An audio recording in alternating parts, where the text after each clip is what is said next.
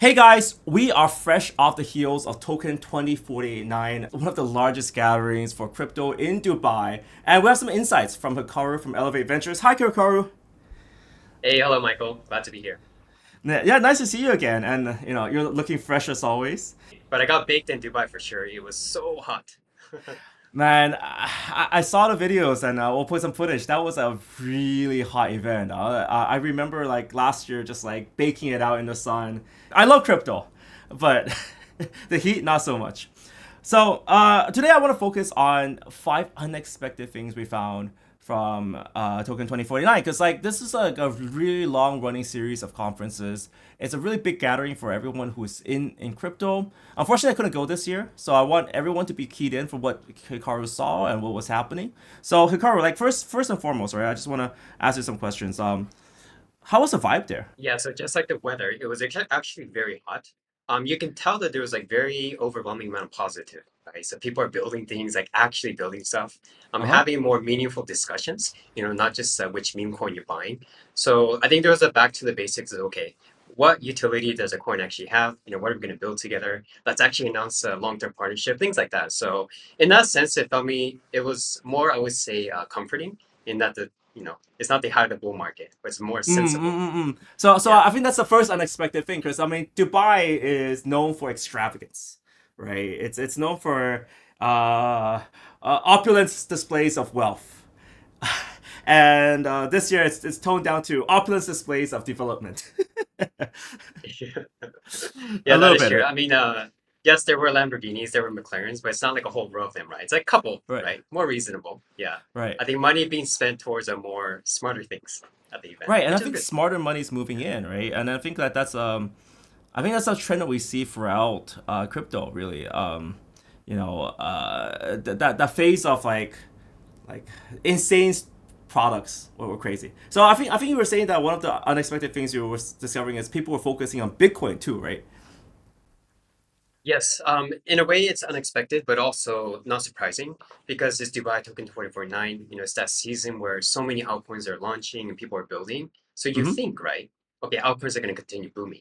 But if you look at the market, that's not how exactly it is. So it's this kind of weird, I would say, vibe where a lot of projects and altcoins are building. They're getting ready for launch, but they're not launched yet and it's not so hot. So everyone's just kind of going back to the basics of, okay, what's the most safest asset within crypto? It's none Mm-hmm. other than the king Bitcoin. So, for example, when we were talking about Arthur Hayes, he kept saying the same thing. Governments are going to print more money. Banks are just going to keep printing and flooding all this cheap capital, right? And that's of Mm-hmm. course going to flow into Bitcoin first, and then altcoins later. But we have to first kind of get into this. Get into Bitcoin. Bitcoin dominance is rising, and I think people are realizing that on a much deeper level, rather than just Mm. having more hopium that, oh, my altcoin is going to go to the moon. Yeah, I mean for a conference that's called Token 2049, you expect Yeah, 2049 tokens launching, but Bitcoin, yeah. Bitcoin it's now Bitcoin. It's now as a primarily a Bitcoin conference now. Like people are focusing on back on Bitcoin. Are there services like a lot of services surrounding Bitcoin? Do you see that? Yeah, so I think about 1 year ago, we had a whole Bitcoin boom, right? With the Mm-hmm. ordinals, BRC20s, and the whole Bitcoin L2 narrative. I Mm-hmm. think it's not as hot as it was 1 year ago, but we see a lot more, I would say, serious discussions. Okay, how are we going to actually bring Bitcoin into EVM? What is Mm. actually attractive for institutions? How are retail kind of doing the whole BTC play? So, for example, Coinbase, right? They launched their own CBBTC. This is getting a lot more I would say, significance in terms of being used in DeFi like Morpho. So these kind of real discussions I actually saw taking Mm. place. So we do see developments and maturity when it comes to the whole Bitcoin ecosystem, not just Bitcoin Yeah, as an asset. and I think it takes longer to mature, right? Because I mean that Bitcoin, kind of building on Bitcoin narrative went really strong with ordinals, with runes, and there was this wave, but it kind of like petered out a little bit, right? It feels like the Bitcoin crowd, they're rich, but they're not as degen. Would you say that? Yeah. Like it's like they're more conservative with their money. Like I see Ethereum people, like they'll spend 40, 50, 100 ETH on an NFT, but you don't see the same trend going for Bitcoin people, right? You won't see a Bitcoiner saying, "Oh, I'll spend 50 Bitcoin on an NFT." Right? I mean, obviously the amount is different, but a lot of people acquire Bitcoin at $10, $50. So the same logic could apply because when people when I talk to a lot of Ethereum traders, they were like, oh yeah, I got Ethereum like $10, so I don't mind spending 50 ETH. But you don't see that amount of capital moving for Bitcoin, right? Like onto NFT projects. It's like kind of like it chilled out a little bit, right? Exactly. So that's why like people who are Bitcoin OGs, they're a lot more sensible, right? And they kind of gone through all the ups and downs of investment cycles. So token 2049, it's always been fun because you kind of see weird things, crazy things, normal things that's happening. And that's the fun side of it too. But I think this year it just made a lot more sense, like very just sensible things going on.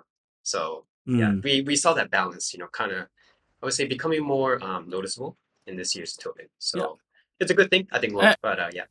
one of the things I was hearing that was a little bit unexpected was capital. It feels like there's not as much crazy capital as before. You see, like people are just throwing money in anything they want. That seems to move, right? Yes, I remember Token 2049 last year, both in Dubai and Singapore. You go out, just talk to people, and everyone's like, "Oh, I'm a VC. I'm an investor. I run an accelerator." So now everyone's a VC popping up out of nowhere. But I think this year, it is very clear that a lot of the existing VCs, they have already deployed capital into the Mm-hmm. project, so they're just kind of chilling and waiting, and they're being a lot more cautious. So more projects looking for funding, not enough new VCs and capital, and this is kind of the dynamic, right?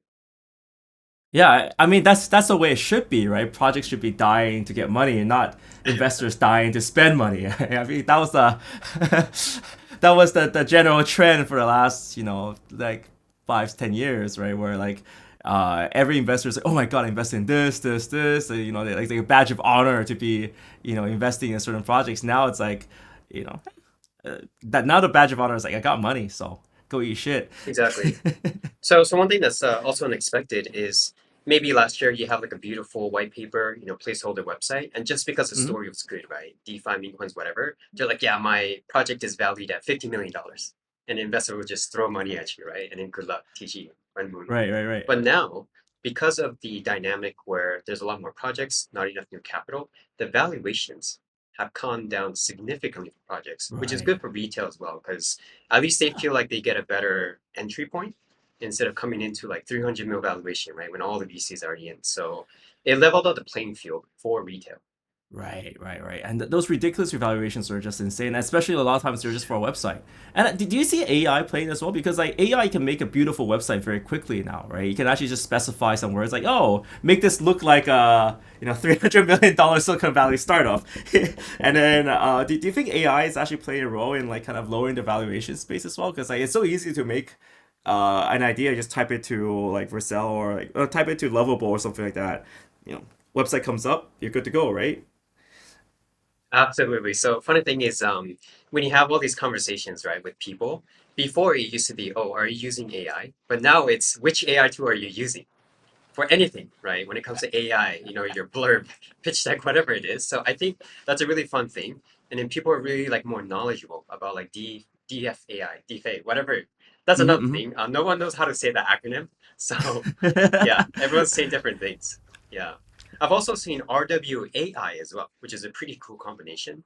So we're getting a lot more granularity in terms of where these AI agents are fusing with existing verticals, even gaming as well. So I thought that was pretty cool. Do you think that's do you think that's chasing a fad word though? Like, oh, RWA, that's a little bit, overplayed. Let's just put the I next to it. Is there a real value there, or is it just chasing the buzzwords? It's a It's a buzzword great salad. question. Yeah. Well, I guess when everyone is using it, right, it is chasing. But rather, the way I felt it is if you're not having AI, some sort of AI term in your marketing pitch, you're missing out in like Mm, your dinosaur age. So mm, that's mm, the kind of mm. thing where people are now like forced to just somehow package it into their narrative and it'd be like, boom, right? Yeah. Just shove it in, shove it in, shove it in. But I mean, So there is yeah. definitely value in AI. I mean, I see that even with everything that even I'm doing, the flow can be improved. So I mean, it makes sense, and it's not hard to add in. And then once the AI improves, 2 or 3 years down the line, everything that you built here right now, it's just gonna work even better, right? So why not, right? Yeah. um. So actually, one thing a lot of people are talking about is Dubai is very large, right? So you need to Mhm. really plan your transportation time, from point A to point B, the car Oh. costs and all that. So this optimization, okay, which side event should I go to? In what order? Because you gotta really think about it. no one has built an AI agent for this. No one yet.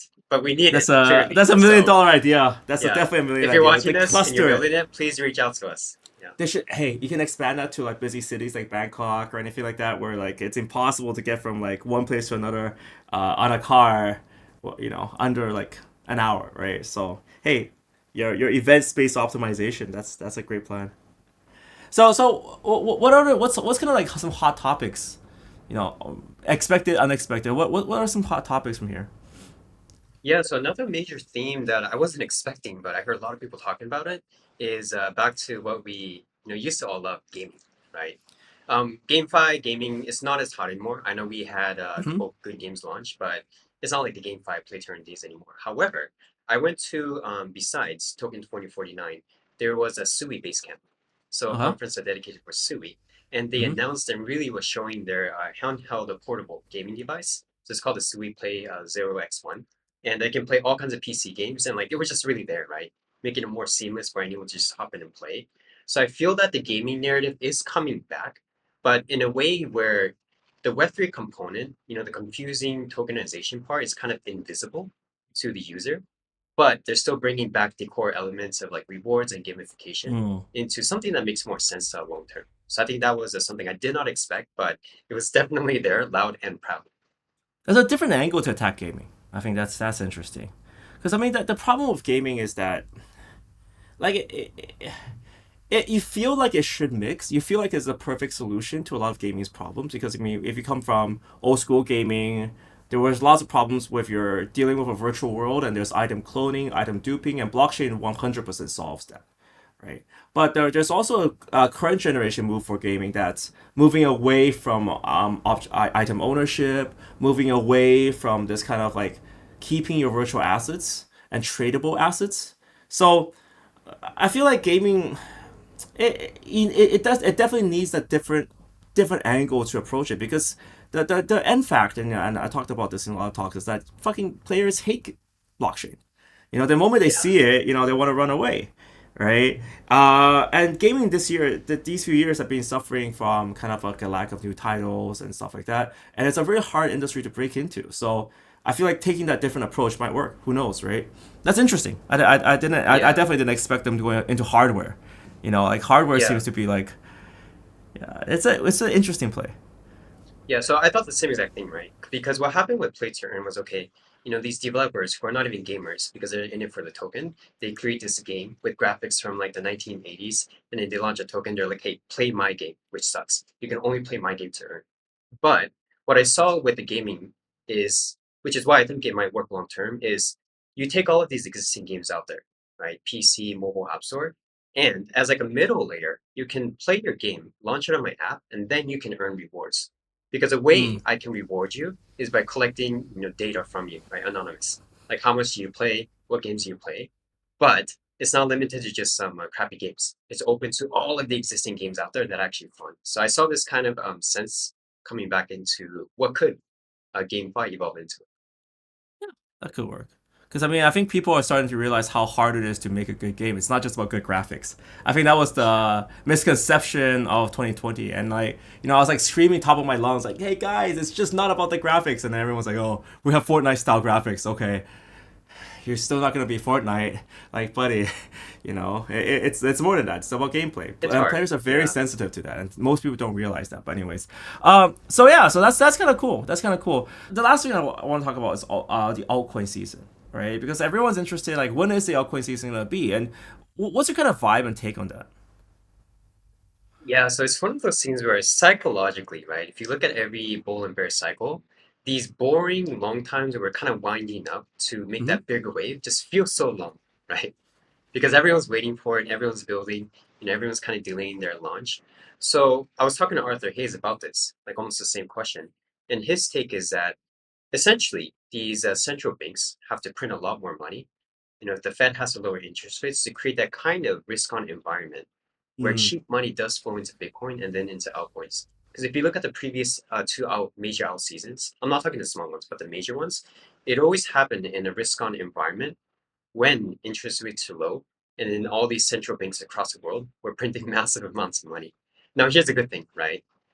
If you look at the M2 global liquidity data, a lot of these central banks, US, Germany, China, Japan, etc., Europe, they're all printing huge amounts of money. So that money will eventually come into crypto, right?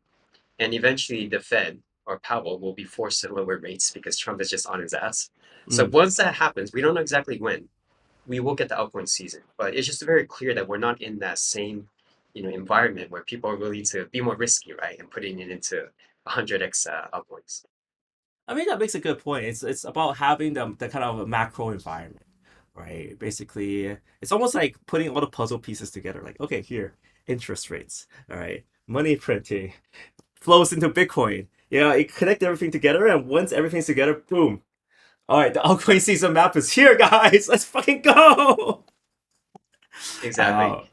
Uh, there we go. That's So it's so like the we're, chef is cooking, right? Cooking, yeah. slow cooking. It's almost there, but not complete yet. But you know it's gonna taste damn good, right? When it's ready. Or it's gonna take taste over burnt. Sorry. Yeah, that too, but yeah. It's been too long. 2 years, chef. Chef, you got a problem.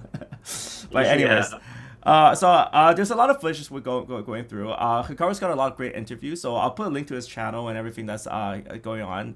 You're working on a human and machine, right? So there's a lot of content there. Is there anything else that we should put links to?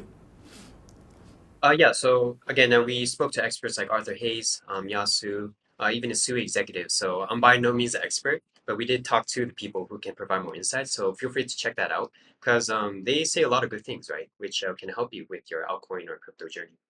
Awesome, awesome. I'll put that some links down below. So Hikaru, thank you so much for showing up and sharing us with us what's unexpected.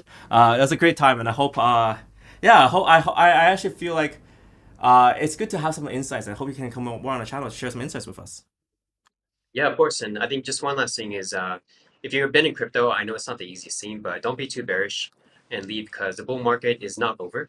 Rather, I think now is a perfect time to kind of set up your dream portfolio and be ready to capture that explosive upside because it happens very quick and Yeah. we know it's coming for sure. Yeah, and even like even that jump, right? Like I was like longing Ethereum at 1500, and I was like, it felt like it's wobbling, it's wobbling, it's wobbling, and then it just moved up. Oh, And that's the thing about crypto. It's like there's no warning. There's like the upward momentum just comes. It's just like that. So, anyways, guys, thank you guys so much for tuning in. Check out Hikaru's channel. We'll put the links down below, and there's a lot of great interviews there. So, catch you there.